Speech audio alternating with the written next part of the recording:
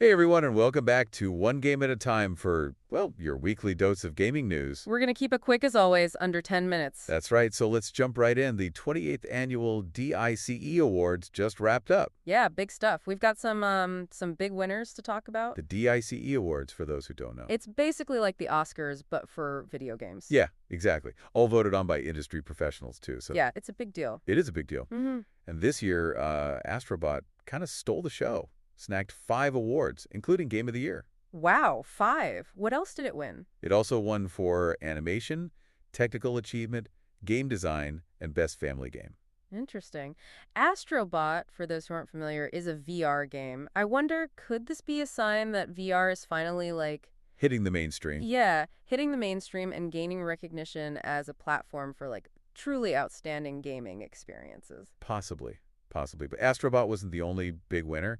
Helldivers 2 took home 4 awards, Ooh, 4. Nice. For what? with recognition for its online gameplay, music, sound design, and intense action. I feel like they really expanded on that on the original, Helldivers 2. It created a truly cooperative experience that's Rewarding and challenging. yeah, yeah. And the awards for the audio elements, I think it highlights how important sound is to building immersion in games. Oh, for sure. For sure. We also had Indiana Jones and the Great Circle winning awards. Oh, nice. What'd it get? For Adventure Game of the Year, Outstanding Achievement in Story, and Outstanding Achievement in Character. And Balatro. I love Balatro. Yeah. It's so good. Balatro cleaned up in the mobile and indie categories. Yeah, what did it win? Winning Mobile Game of the Year, Strategy Simulation Game of the Year, and Outstanding Achievement for an Independent Game.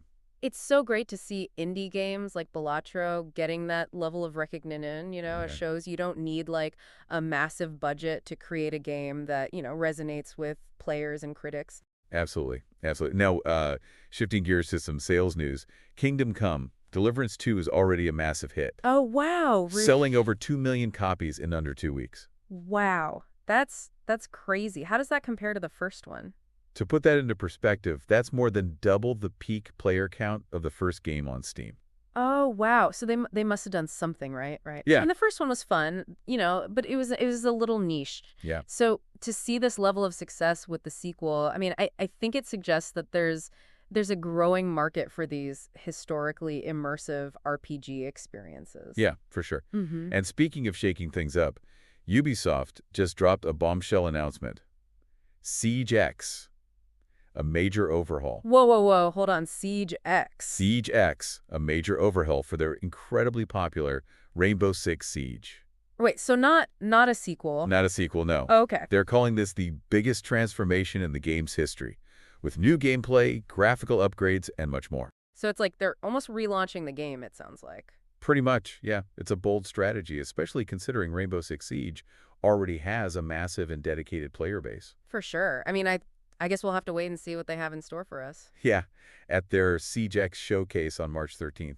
Okay. All right. So they're gonna give us some more info then. Yeah, yeah. Now, going back to the DICE Awards for a sec, they actually handed out a couple of very special honors this year. Oh yeah. Like what?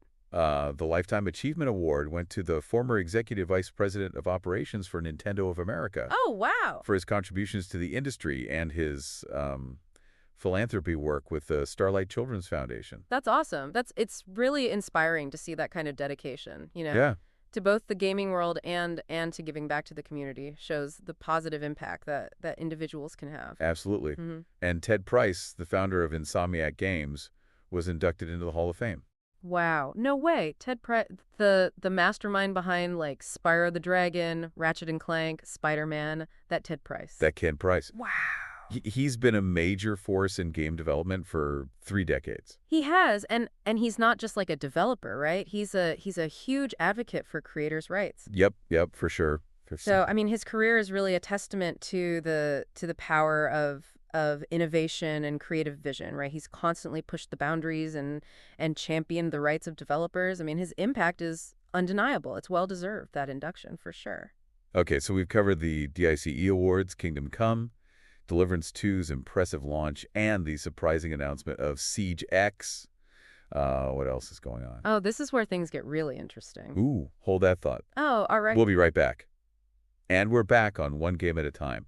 So before the break, we were talking about all that cool stuff with the GICE Awards. Yeah, those were fun. But now I kind of want to get into some other wins, especially in the sales department. Oh, yeah, what do we got? Well, Kingdom Come delivers 2, right? Mm-hmm. It is selling like hotcakes. Really? How much? 2 million copies in less than 2 weeks. 2 million. Wow. That's incredible, especially considering the first game. Like, it was pretty niche. Yeah, I know. I think they really knocked it out of the park this time, though. Yeah, yeah. We're talking like over 250,000 peak concurrent players on Steam. Wow, just on Steam. Yeah, just on Steam. That's great. What was the first one? Like 90,000? Around 96,000. Oh, wow. Okay, so it's more than doubled, huh? More than doubled, yeah. And it's not just the numbers. The reviews have been great. Oh, really? That's good. Yeah, like the CEO of Embracer, Lars Windfors. Lars, yeah.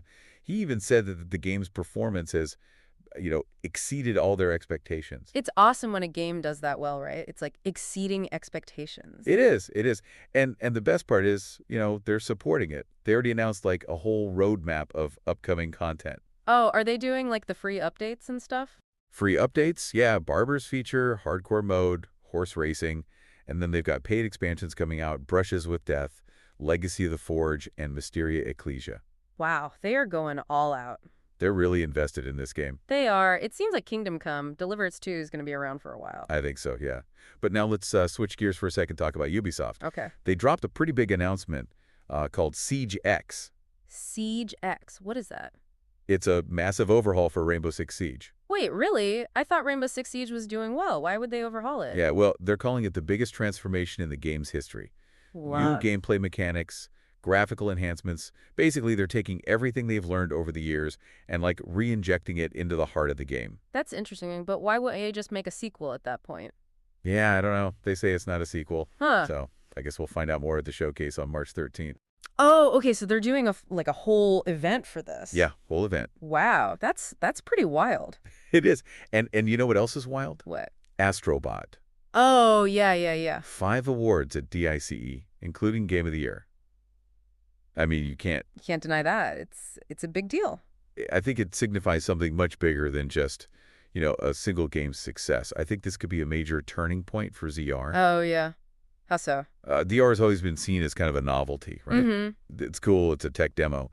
But I don't know. I never really thought of it as a platform for outstanding, like truly great games. But Astro Bot, winning awards for things like animation and game design. You know what? You're The right. industry's starting to recognize the potential here. The potential of VR. Yeah. I mean, think about it. These are industry veterans who are judging these games. Yeah, they know their stuff. So if they're recognizing Astro Bot, That means something. it means something, yeah. Yeah. Wow, you're right. VR could really be the next big thing in gaming.